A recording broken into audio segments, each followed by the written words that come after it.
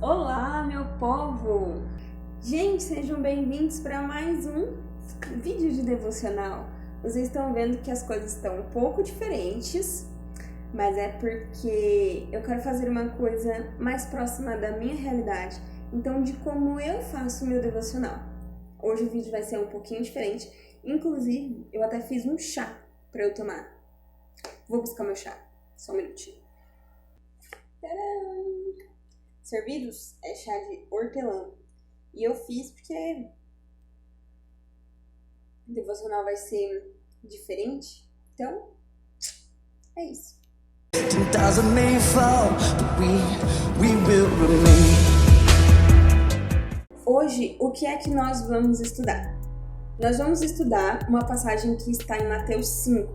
Essa passagem foi tema do meu devocional de segunda-feira e eu achei algumas reflexões muito interessantes, então é por isso que eu quero compartilhar com vocês. Ah, Mayara, por que você leu Mateus 5? Porque eu quis. Foi a passagem que veio na minha mente, eu abri o primeiro evangelho e pensei, que histórias tem por aqui? E aí em Mateus 5, eu vi ali na minha Bíblia a passagem que fala a respeito de nós sermos sal da terra e luz do mundo. E isso me chamou muita atenção, então eu resolvi ler esse texto. Vamos aqui para minha Bíblia e para o meu caderno de anotações para você ver o que eu anotei. Bom, então a gente vai ver aqui que em Mateus 5 a gente tem o quê? O Sermão do Monte. Então ele começa aqui com as bem-aventuranças, certo? Essa minha Bíblia é a Bíblia de Jerusalém, então ela tem algumas diferenças, ó. Vocês vão ver aqui que nessa Bíblia a ordem dos versículos está trocado de acordo com o que a gente lê nas Bíblias tradicionais. Então por isso que tem algumas anotações aqui. Na parte que nós vamos ler, que é a respeito do sal da terra e da luz do mundo, é essa parte aqui. Então, a minha curiosidade aqui era a seguinte: Jesus está comparando as pessoas, os cristãos, com coisas. E as duas coisas que ele escolhe para fazer a comparação é: vocês são o sal da terra. E a minha pergunta era: por que o sal? Tantas coisas. Jesus podia comparar a gente com o oceano, poderia comparar a gente com uma pedra, poderia comparar a gente com a lua, sei lá, com qualquer coisa. Por que ele comparou a gente com o sal? E depois de tudo, ele fala também a respeito da luz. Então, vocês são a luz do mundo. Então, por que essas duas coisas em específico? Por que o sal e por que a luz?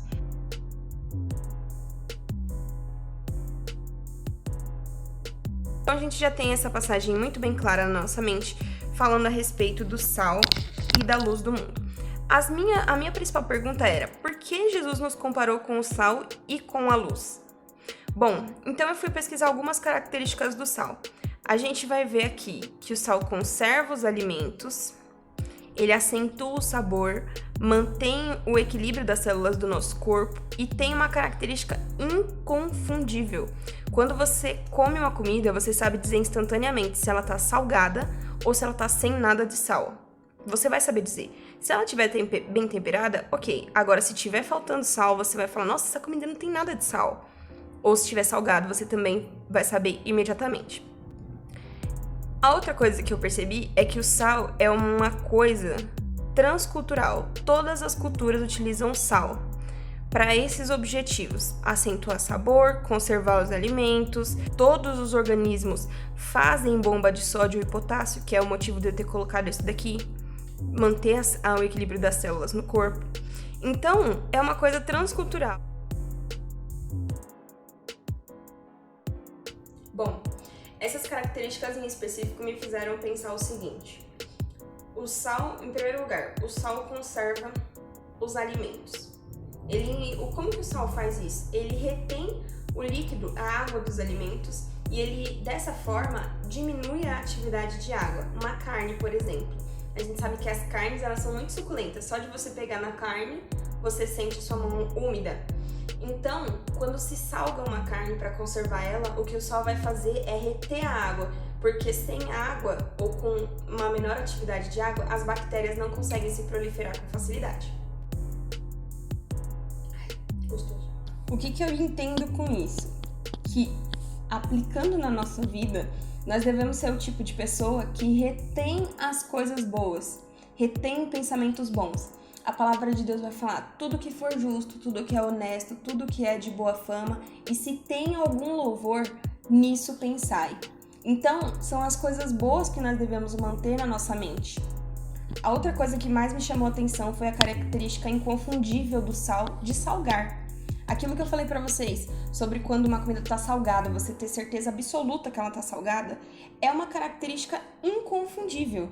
Não tem como você não perceber que uma comida tá salgada. E não tem como você não perceber que uma comida tá totalmente sem sal. O cristão, ele deve ter essa mesma característica marcante na vida dele, que é a presença de Jesus Cristo, é a mudança de comportamento. Na minha opinião, a mudança de comportamento é o maior parâmetro para você dizer se uma pessoa realmente é convertida, se ela realmente tem o Espírito Santo dentro dela. É esse parâmetro que eu uso para tudo. A pessoa fala, eu recebi o dom de línguas, fui batizada com o Espírito Santo.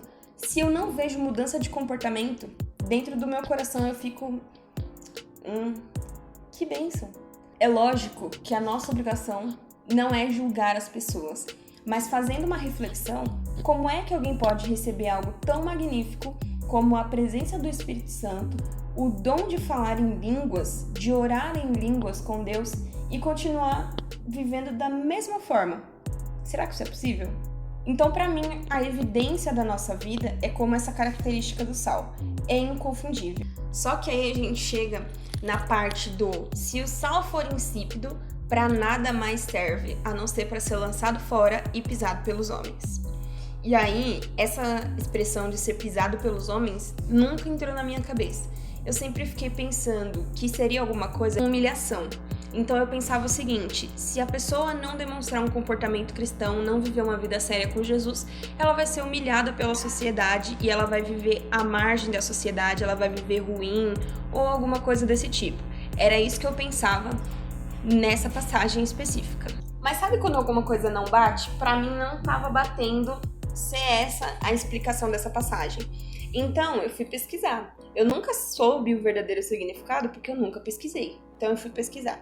E aí eu vi numa pesquisa no Google que o sal que eles recolhiam do mar na época de Jesus, uma parte podia ser utilizado para salgar as refeições e para fazer tempero e tudo mais.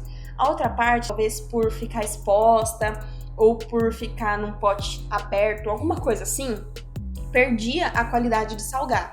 Então, para não desperdiçar esse sal, eles faziam o quê? Guardavam esse sal no templo para o inverno, porque no inverno chove muito lá em Israel e o templo tem um chão de mármore, então o chão fica muito escorregadio. E no inverno, o sal que não dava para salgar era jogado no chão para que as pessoas não escorregassem no mármore do templo. Foi essa sensação que eu tive quando eu li essa passagem. Para mim, a principal aplicação disso foi o seguinte: aquele sal que era jogado no templo era para as pessoas não escorregarem e caírem. Aplicando para a minha vida, se eu não puder fazer nada de especial, que eu pelo menos leve uma conduta que não leva as pessoas a pecar. Que o meu comportamento seja um comportamento em que as pessoas possam olhar, que as pessoas possam conviver comigo e não leve elas a cair. Que eu não seja a causadora da queda de ninguém, que eu possa evitar a queda de quem eu puder evitar. Eu entendi dessa forma e eu vou estudar mais a fundo essa passagem para entender melhor a respeito do que isso se trata e, tendo novidades, eu vou trazer aqui, lógico. A few moments later. Eu sugiro que você estude mais esse tema na sua casa e o que a gente pode tirar disso, que a gente deve ser diferença no meio do mundo e procurar fazer o bem no meio da sociedade que a gente vive, em qualquer contexto social que você esteja inserido. Você pode fazer algum bem. Qualquer bem que você fizer já é um bem, seja grande ou seja pequeno. Você tem a possibilidade de influenciar, de fazer uma boa diferença onde você tá, então faça. Assim você vai ser sal e você vai ser luz. Eu espero que esse devocional tenha falado ao seu coração. Se você assistiu até aqui, por favor, me deixa um like, porque se você percebeu, já até anoiteceu e eu ainda estou gravando. Se você gostou desse vídeo e quer que mais pessoas saibam sobre esse conteúdo, compartilhe esse vídeo com as pessoas. E se você não é inscrito no meu canal, por favor, se inscreve. Eu vou deixar aqui uns segundinhos para você se inscrever, enquanto eu finalizo o meu chá.